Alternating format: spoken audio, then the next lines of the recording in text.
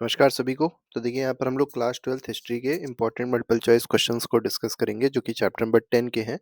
Chapter का नाम है कोलोनिज्म एंड द कंट्री साइड। तो चलिए स्टार्ट करते हैं। फर्स्ट क्वेश्चन देखते हैं। 50 एमसीक्यूज होंगे, बोर्ड और कॉम्पिटिटिव एग्जाम दोनों के लिए इंपॉर्टेंट है। फर्स्ट क्वेश्चन कह रहा है permanent settlement was introduced in Bengal in year dash. तो किस ईयर में परमानेंट सेटलमेंट इंट्रोड्यूस हुआ था? तो ये 1793 में इंट्रोड्यूस हुआ था। सी ऑप्शन बिल्कुल सही है। परमानेंट सेटलमेंट को किसने इंट्रोड्यूस किया था? तो ये पूछा गया है। तो इंट्रोड्यूस्ड बाय, किसने इंट्रोड्यूस किया था परमानेंट सेटलमेंट को, ये बताना है। तो ये लॉर्ड डलहौजी नहीं था, इसमें लॉर्ड कॉर्नवालिस था।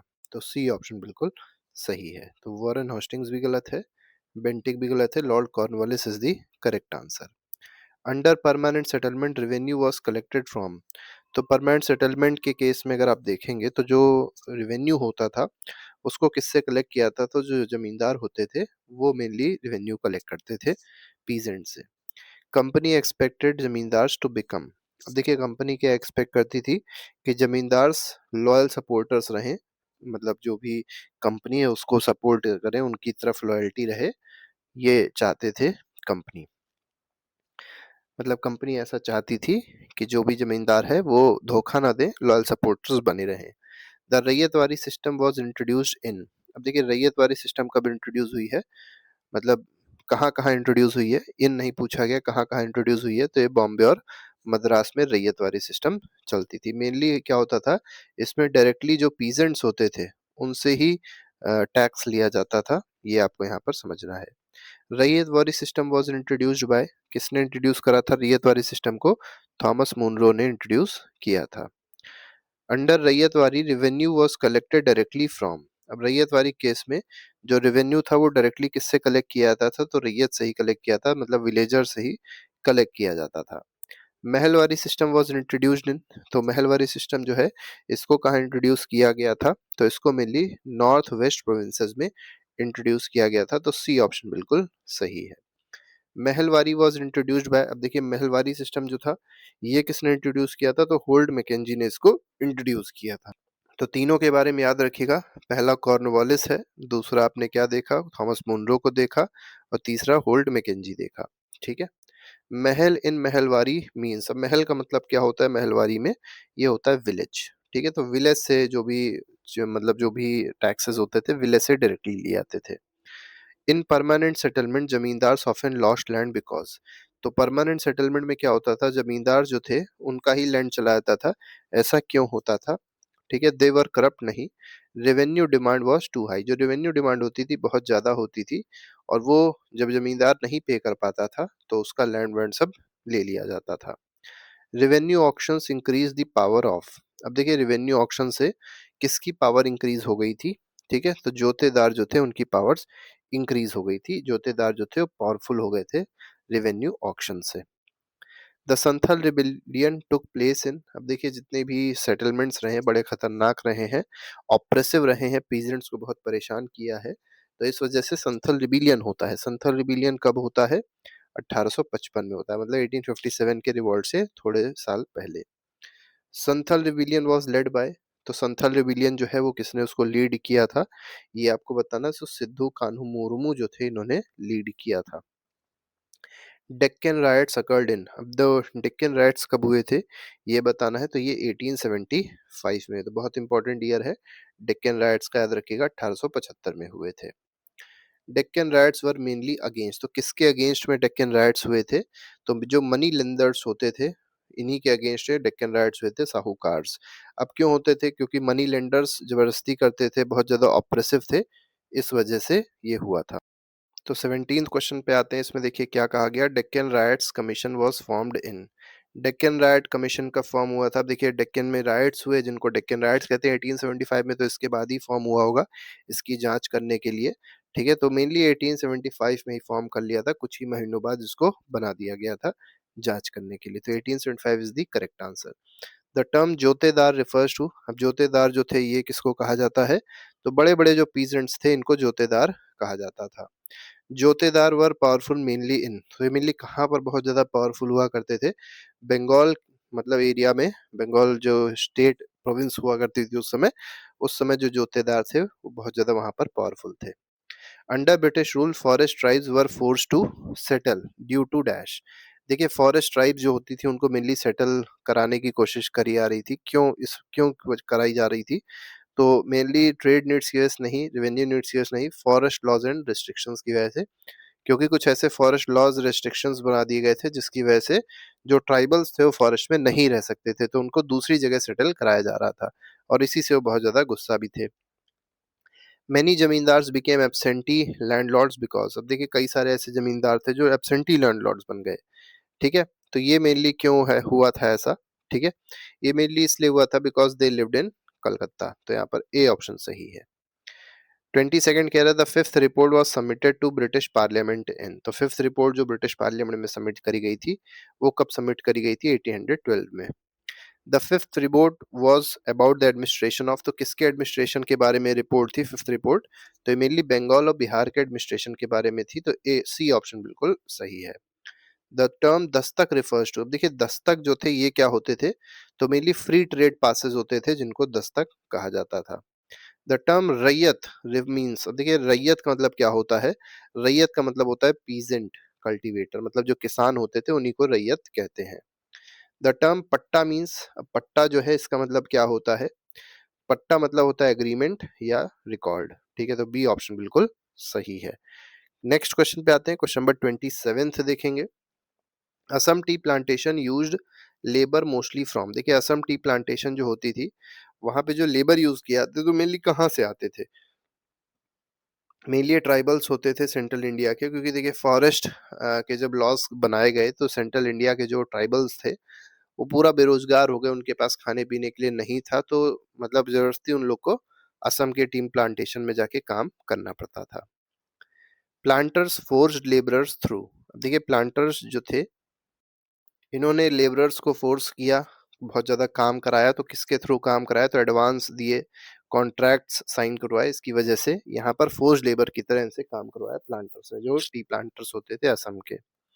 ठीक है, the permanent settlement was opposed because, अब देखिए परमानेंट सेटलमेंट को क्यों अपोज किया गया ये बताना है आपको, तो मेनली रेवेन्यू डिमांड जो थी बहुत ज्यादा एक्सेसिव थी, इस वजह से इसको अपोज किया जाता था, तो बी ऑप्शन बिल्कुल सही है। नेक्स्ट क्वेश्चन पे आते हैं, क्वेश्चन नंबर 30th है, इसमें कहा गया रैयतवारी सिस्टम लेड टू, अब देखिए रैयतवारी सिस्टम से क्या हुआ ये आपको यहाँ पर बताना है। ठीक है, तो रिलीफ फॉर पीजेंट्स बिल्कुल भी नहीं थी, हैवी बर्डन था पीजेंट्स पे, यही ऑप्शन बिल्कुल सही है। तो कोई भी सेटलमेंट जो आया ब्रिटिशर के द्वारा, कंपनी के द्वारा, सभी बड़े बर्डन लेके आए थे पीजेंट्स पे, तो ये भी वैसे ही था। In Deccan peasants borrowed loans mostly from, तो डेक्कन एरिया में जो पीजेंट्स थे उन्होंने मेनली जो लोन लिया वो मेनली किससे लिया था ये आपको ये बताना है। ठीक है, तो मतलब किस चीज के लिए लोन लिया था, तो डेक्कन में उस समय कॉटन का कल्टीवेशन बहुत ज्यादा होता था, तो कॉटन कल्टीवेशन के लिए लोन लिया था। ठीक है, British encouraged cotton production due to, देखिए ब्रिटिश ने कॉटन प्रोडक्शन को इनकरेज किया, क्यों इनकरेज किया ये आपको यहाँ पर बताना है। तो अमेरिकन सिविल वॉर हो रही थी, इस वजह से जो अमेरिका से इंपोर्ट आता था वो बिल्कुल रुक गया था। ठीक है, और तो उनको दूसरा एक मार्क वो चाहिए था, मार्केट चाहिए था, दूसरी एक जगह चाहिए थी जहां से वो कॉटन रॉ मटेरियल को इंपोर्ट कर सके, तो इंडिया इसीलिए उनके लिए एक डेस्टिनेशन बन गया। Under colonial rule peasants resisting landlords used, अब देखिए कॉलोनियल रूल के टाइम पे जो पीजेंट्स थे जिन्होंने लैंडलॉर्ड को रेजिस्ट किया, तो कैसे रेजिस्ट करते थे, मतलब कैसे इनके खिलाफ बोलते थे, कैसे बात करते थे, क्या होता था उस समय।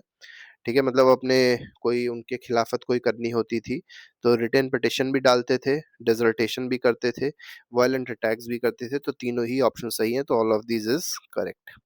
द परगना वॉज, अब देखिए परगना जो था ये क्या था, तो परगना जो थी ग्रुप ऑफ विलेज को परगना कहा जाता है। Bengal revenue farmers were called, अब देखिए बंगाल के जो रेवेन्यू फार्मर्स थे इनको क्या कहा जाता था, इनको इजारादार्स कहा जाता था, तो बी ऑप्शन बिल्कुल सही है। Heavy revenue under permanent settlement affected, अब देखिए परमानेंट सेटलमेंट में आपको पता है बहुत ज्यादा टैक्सेस, बहुत ज्यादा रेवेन्यू लगाए गए थे, तो इसकी वजह से क्या इफेक्ट आया। ठीक है, तो पीजेंट्स को सफर हुआ, बिल्कुल सही, पीजेंट्स जमींदार को भी सफर हुआ, दोनों को ही सफर हुआ था, मतलब दोनों को ही दिक्कतें आई थी, तो सी ऑप्शन बिल्कुल सही है।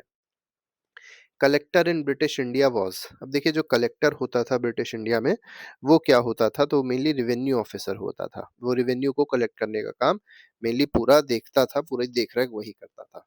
ठीक है? होल सोल रिस्पॉन्सिबिलिटी जो थी वो इसी की हुआ करती थी, इसीलिए उसको रेवेन्यू ऑफिसर बोला गया है। ब्रिटिश बिलीव्ड इंडियन पीजेंट्स वर, अब ब्रिटिश ने क्या माना है कि जो इंडियन पीजेंट्स थे वो कैसे थे, वो क्या थे, ठीक है? तो ये लोग मानते थे कि जो ब्रिटिश ये मानता था कि जो भारत के किसान हैं, लेबर्स हैं, वो बड़े आलसी हैं, लेजी हैं। The Deccan agriculturalist relief act was passed in, तो डेक्कन एग्रीकल्चरिस्ट जो रिलीफ एक्ट पास हुआ था, ये किस ईयर में पास हुआ था, ये बताना है। तो 1879 में पास हुआ था। तो 1875 में आपने डेक्कन रियॉट्स देखे, डेक्कन रायट्स देखे, तो 1879 में रिलीफ एक्ट बन गया था। Deccan agricultural relief act aimed to control, मतलब ये जो एक्ट बना, इसका मेनली एम क्या था, किसको कंट्रोल करना इसका एम था, ये बताना है। तो मेनली जो मनी लेंडर्स थे, जो जबरन कर रहे थे, जबरदस्ती पैसा वसूल रहे थे, उनके उनको कंट्रोल करने का काम यहाँ पर दिया गया था, मतलब इनका था। Under Mahalwari revenue was fixed for, तो महलवारी सेटलमेंट के केस में जो रिवेन्यू थी वो कितने सालों के लिए फिक्स हो जाती थी कि उतनी ही पड़ेगी, 30-30 सालों के लिए इसको फिक्स कर दिया जाता था। तो 41 में सी ऑप्शन जो है वो बिल्कुल सही हो जाएगा। मतलब 30 साल तक अगर मान लीजिए आपसे कहा गया कि आज सेटलमेंट फिक्स किया गया है और रेट रखा गया 100 रुपए, तो 30 सालों तक ये 100 रुपए ही पड़ेगा, ना इससे कम ना इससे ज्यादा। Assam plantation labourers often flood because, तो असम के जो प्लांटेशन लेबरर्स थे वो मेनली क्यों भाग गए थे, क्यों दूर भाग गए थे, ये आपको यहाँ पर बताना है। लो वेजेस दिए जा रहे थे, हार्श ट्रीटमेंट किया रहा था, लीव मतलब छुट्टियां नहीं दी जा रही थी। तीनों ही ऑप्शन सही है, तो इसमें all of these is correct. तो बड़ा प्रॉब्लमेटिक चीजें थी वहां पर। Planters prevented labourers from returning home by, अब देखिए प्लांटर जो थे उन्होंने लेबरर्स को पूरी तरीके से मना किया था कि वो अपने घर नहीं जा सकते, तो उसके लिए वो लोग क्या करते थे, तो बहुत ज़्यादा फेयर लगा देते थे, एग्जिट को पूरा गार्ड रखते थे, निकलने वाली जो जगह थी वहां से निकलने नहीं देते थे उनको, पुलिस फोर्स भी वो लोग लगाए हुए थे अपनी। तो इसमें all of these is correct, तो डी ऑप्शन इसमें सही हो जाएगा। Category of land under Deccan system kankut used, अब देखिए जो कैटेगरी ऑफ लैंड थी जो मेनली डेक्कन सिस्टम में यूज होती थी, कनकूट, ये क्या यूज करते थे, तो कनकूट का मतलब ही है एस्टीमेट सिस्टम, ठीक है, एस्टीमेट मेथड यूज करते थे, तो बी ऑप्शन इसमें सही है। तो कनकूट अगर पूछा जाए, कनकूट टर्म जो है किससे रिलेटेड है, तो एस्टीमेट मेथड होता था डेक्कन मतलब एरिया में बात हो रही है ये। Peasants of Deccan burned records of, तो जो पीजेंट्स थे डेक्कन के, इन्होंने रिकॉर्ड्स ही जला दिए थे, तो किसके रिकॉर्ड जला दिए थे, तो मनी लेंडर्स के रिकॉर्ड जला दिए थे, सी ऑप्शन बिल्कुल सही है। Money lenders book were called, तो जो मनी लेंडर के पास किताबें बुक्स होती थी जिसमें वो पूरी लेखा जोखा रखते थे, इनको क्या कहते थे, तो इनको खाता कहते थे। 47 कह रहा था famine of Bengal 1770 worsened due to, अब देखिए 1770 में फमीन आई थी, बड़ा भुखमरी आ गई थी, सूखा पड़ गया था पूरा बंगाल में। तो किस वजह से सूखा पड़ा था, तो मॉनसून फेलियर हो गया था, हाई रेवेन्यू कलेक्शन था, ये भी एक बहुत बड़ी वजह थी जिसकी वजह से भुखमरी आ गई। फूड हो तो रहा था लेकिन वो सारा फूड एक्सपोर्ट कर दिया रहा था ब्रिटेन में, यूरोपियन मार्केट्स में, केवल पैसा कमाने के लिए। तो यहाँ के जो लोग थे उनको खाना नहीं दिया जा रहा था और वो सारा फूड एक्सपोर्ट किया रहा था प्रॉफिट मेकिंग के लिए, इस वजह से बहुत ज्यादा प्रॉब्लम हो गई थी। तो इसमें सारे के सारे ऑप्शन बिल्कुल सही है। The aim of revenue settlement was to, अब देखिए रिवेन्यू सेटलमेंट का मेन जो एम था वो क्या था, तो एग्रीकल्चरल प्रोडक्टिविटी इंक्रीज करना नहीं, ensure regular income of company, तो रेवेन्यू सेटलमेंट जो करी गई थी उसका मेन एम क्या था कि रेगुलर इनकम आती रहे कंपनी में, ये इस वजह से किया गया था रेवेन्यू सेटलमेंट, ठीक है। Abolition of slavery was during, ठीक है, तो एबोलिशन ऑफ स्लेवरी जो हुई थी किस ईयर में हुई थी, तो 1843 में हुई थी। लास्ट क्वेश्चन देखते हैं, इसमें देखिए क्या कहा गया, overall effect of colonial revenue system was, देखिए कॉलोनियल रेवेन्यू सिस्टम जो था उसका मेन इफेक्ट जो था वो क्या था, पीजेंट्स प्रॉस्परस बिल्कुल नहीं हुए, स्टेबिलिटी बिल्कुल नहीं है एग्रीकल्चर में, पावर्टी इंक्रीज हो गई, इंडेप्टनेस आ गई, सब लोन में चले गए, ठीक है, सब बिल्कुल ऐसे समझ लीजिए कि बहुत बुरी स्थिति हो गई थी पीजेंट्स की, भुखमरी आ गई थी, पावर्टी आ गई थी, गरीबी आ गई थी, ठीक है। तो इसमें सी ऑप्शन जो है वो सही हो जाएगा। तो परमानेंट सेटलमेंट हो, चाहे रैयत वाली सेटलमेंट हो, चाहे महल वाली सेटलमेंट हो, तीनों की तीनों सेटलमेंट बहुत ही खराब थी और उसमें बहुत ज्यादा प्रॉब्लम्स पीजेंट्स को फेस करनी पड़ी थी। तो इस तरीके से 50 एमसीक्यूज थे जो हम लोग ने डिस्कस किए। इसके अलावा हर एक चैप्टर के एमसीक्यूज जो हैं प्लेलिस्ट में लगे हैं, जिसको आप जाके देख सकते हैं और अपना रिवीजन अच्छे से कर सकते हैं। अभी के लिए फिलहाल इतना ही। Thank you very much. Good bye. जय हिंद।